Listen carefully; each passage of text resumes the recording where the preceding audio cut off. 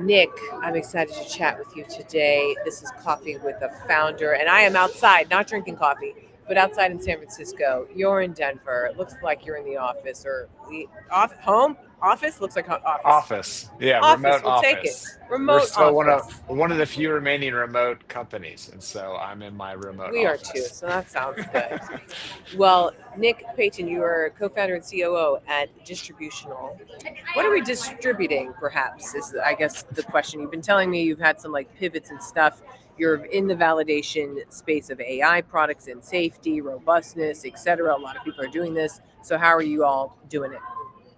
Yeah, it's a good question. We're distributing software Yeah, mostly. yeah, okay, Um, yeah, we've I guess like a little bit of history can help understand where we are sure. right now. So basically our team previously all worked together at a prior startup called SIGOPT, which Yep, was focused which you on model sold. optimization. Yeah. Yep, Intel yep, acquired it in 2020 yep. but like honestly, even that was like ML 1.0 in those days and everything.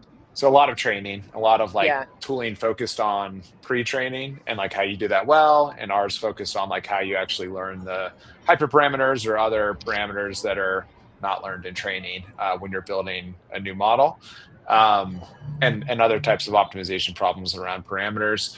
Like in this age, and like so, I guess like at Intel then, and then founding this startup, like we kind of like anchored on the other side of the coin for this problem Uh for huh. tooling. Like post training matters for a lot more people, is a lot more important for most companies than pre training, because only a few companies are pre training any of these LLMs anymore. Mhm. Mhm. And on top of that, like optimization can help you get to a peak, but like a lot of people care a lot more about having, as you mentioned, robustness. And so understanding kind of like what is happening with their application or their AI product, like how that actually is evolving over time, and then really understand that in the context of things like usage patterns. And so we've been more recently focused on solving a problem around like giving you insights if you're running an agent in production at scale, Mhm. on interesting usage patterns around that agent. So Hmm. really looking at the intersection of like how the agent's performing, the way people are using it, and all the different context and tools around which the agent's being used, and that the agent is being used in the context of trying to fulfill a request to give you like really pockets of insight that you can use to continuously evolve or adapt or improve your product over time. And so, Mhm. like you mentioned, a very, very, very competitive and Busy popular space to space to say the be in least. right now. Yeah. Like, I do have to rethinking say though, observability, but I do have to say though, like right on your homepage, understand your AI products. Yeah, yeah. I want to know what the hell's going on with the agents and so forth. So I appreciate your simplicity on the messaging there. So chat, cheers to you on that. Great. That said, and you also say like production AI is a black box. Yeah, I don't know what it's doing or how it's going or whatever it is. Give us a give me a case study, a use case on Yeah. this. Yeah.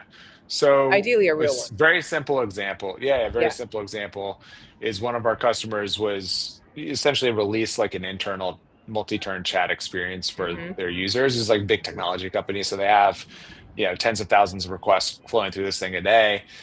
They introduced an intelligent router on top of it, which added is like the agentic component, added more Mm-hmm. complexity. There are multiple RAG components as well. And it is like there are kind of like multiple products under one umbrella multi-chat experience. And so it's a lot to parse and it's like a lot to understand. Yeah. One really simple use case though for them is like what would be referred to as like topic modeling or intent modeling.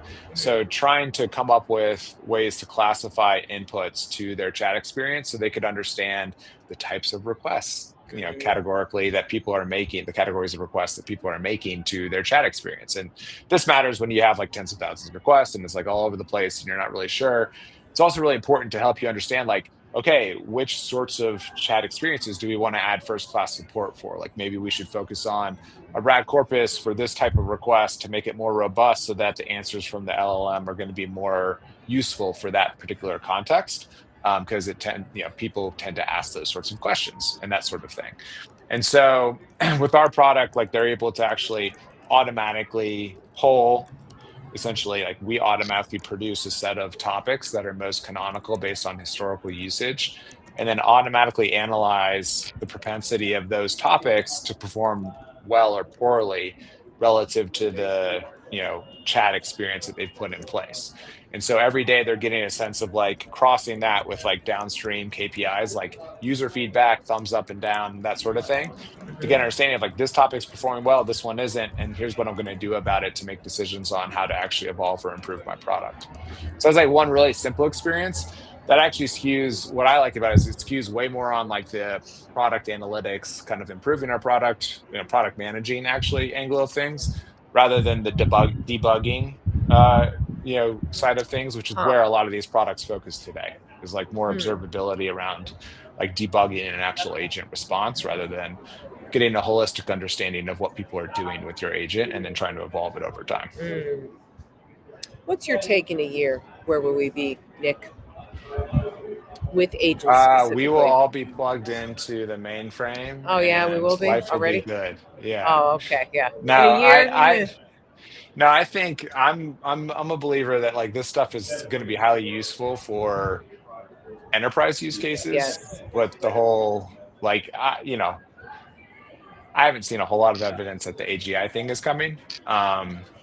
I do think that like we've the year of the agents it's been the year of the agents now for a few years, and I I think know, I know. probably will be another for this year as well. I do think that there are becoming much more well-defined use cases that are going to continue to explode. Coding is obviously now mainstream, right? And I Yeah. think there will be another two or three of those canonical use cases, probably focus more on the kind of like white collar space that will emerge and become like ubiquitous in the enterprise.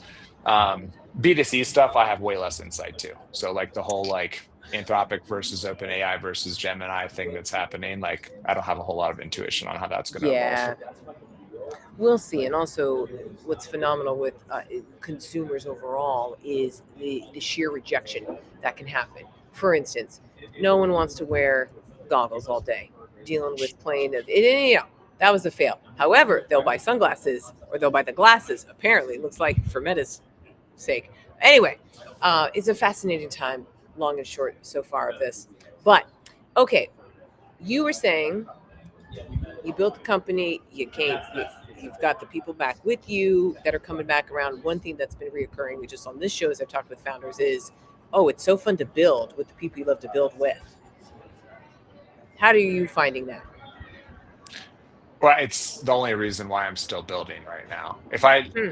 like, especially like my relationship with Scott, who's my Yeah. co-founder and Yep. CEO, is really strong. Like he actually recruited me into SIGOP back in 2018, and I would say like the most important thing, like I've been so since then, I've been in the room with him through many decisions where it's a Yeah. real decision. Like you can make a choice that, well, frankly, like would benefit you, or make a choice that benefits the whole, like the company, your Mm-hmm. team, the Mm-hmm. people that you care about. And like, for me, the most important thing is knowing that I'm connected with and working with and alongside people who are always making choices for the benefit of the whole and thinking about the whole team context. Mm-hmm. And that's just how we operate. It also means that we tend to end up working with and recruiting people to work with us who are egoless and like actually are throwing themselves Oh. at the problem rather than trying to kind of like empire build, which is like the most essential thing when you're doing a startup because you have no time for empire building. It's all about what needs to be delivered in the Right now, next what's on fire hour. that today? Yeah, Exactly, exactly. exactly. I Um, wonder. So here's the take I'm like contemplating, and this could be like a book eventually or whatever. Is just the reason for founderitis, as I'm calling it. Like why you come back again and again. You do another startup again. Like what an yeah, insane thing. What an insane thing is mainly because the game is so fun with playing it with people you love. I think that that's a big chunk of it. I also think people Because it's who, not the money well, at I some also think point. it is, it's like a different, operationalizing and scaling a system can Yes, give you a lot of satisfaction, that is true. It's fun to but you have to be solve a puzzle. wired. Yeah, you have to be wired differently. Like if that's the type of work you do, you're wired differently than someone who wants to invent something completely from scratch. Like I was like, I still remember that. I was talking to this one like, multi-time founder, and he largely ran go-to-market functions when he was founding companies. And he was like, look, I could join like a Series B startup, and he's like, what I would have to do is like take something that's at like 5, take it back down to 3 or 2, like maybe take Yep. the house down to the Yep. studs, and Yep. then like do an interior redesign project, make it all new again, and bring it up to a 9 or whatever. He's like, that is like one type of problem, and some people really love that type of problem. He's like, I would rather like go from 0 and bring it to 5 and do it the way And the that way I I think is want to. actually, Exactly. yeah, from day Exactly. one. Yeah. And that's that's also like a very different perspective to have, and actually requires different wiring, I think, to be interested Yes, in for that. sure. Because to For sure. a lot of people have the blank page problem and other people don't. And I think this just skews toward people who like really thrive in that space of like really wanting to create something from scratch and find a lot more satisfaction in that than, you know, optimizing or operationalizing or Yeah, da, da, rebuilding da, or da, da. yeah, Yeah, exactly. yeah. Exactly. Hmm.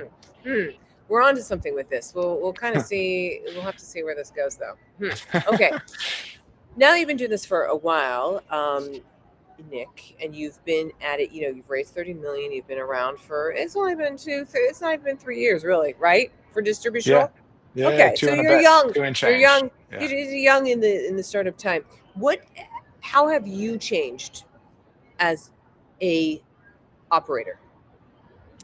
Oh, I tend to live in my intellect, and I try to like make Hmm. like hyper rational decisions all the time and try to reformulate everything as like this an analytical, have an analytical perspective on everything and use data whenever I can.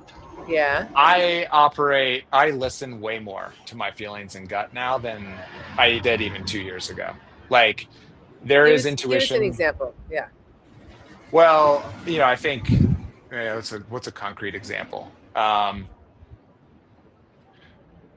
Well, specific to like our product strategy and the direction that we're going, it's like obviously there's scarce data on like what products make sense in the context of agents. Yeah. If you try to do like a rigid design process with customers, you'll almost certainly get conflicting feedback from Yes. one customer to the next Yes. Yeah. on the most Exactly. important problem to solve, how to solve it, Yes. whether your Yes. functionality solves it or not, and like where you should take your roadmap and stuff like that. So it's like this weird, like being at the cutting edge of something that's like just evolving is like it's a really hard problem to solve. And so what I've learned to trust a lot more is like build up my own intuition through market interactions, through the market. Like the market always wins. The market is really important.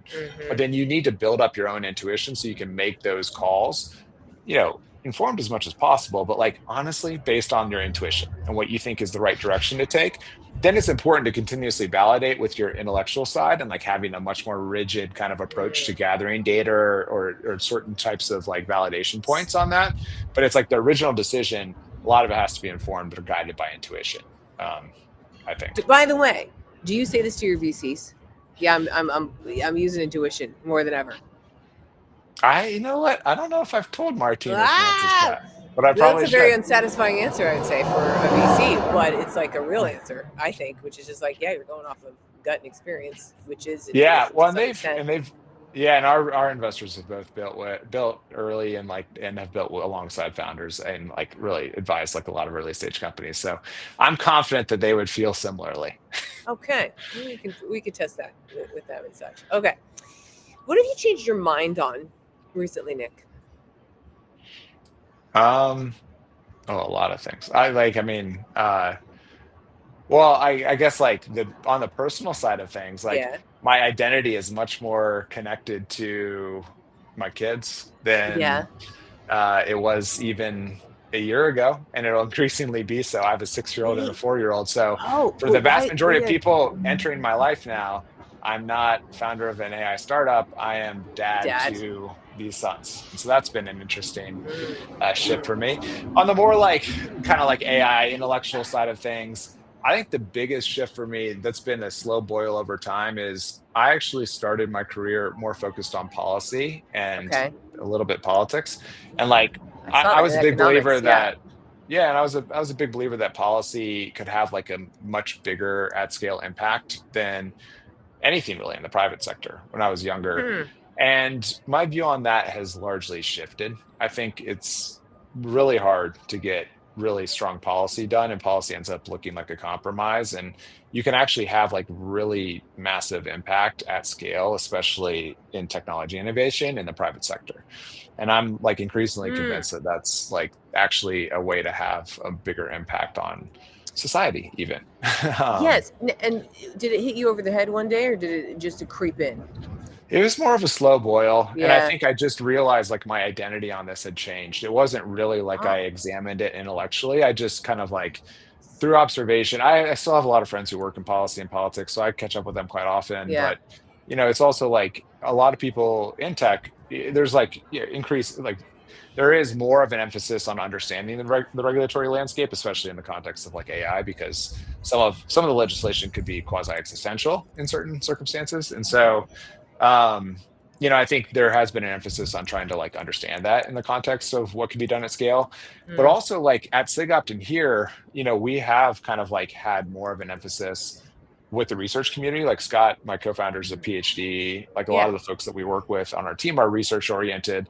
We've always had like an affinity with academia, and like, we've kind of witnessed firsthand like the transition from like a lot of folks doing like really fundamental research in university to them doing it at Real. hyperscalers and other Yeah. big companies, Yeah. which has just been like the big transition. And Mm. a lot of the researchers on our teams, like all their colleagues from school, are doing like innovative research at bigger companies today, and that's where it's funded. Mm. So Mm. um, yeah.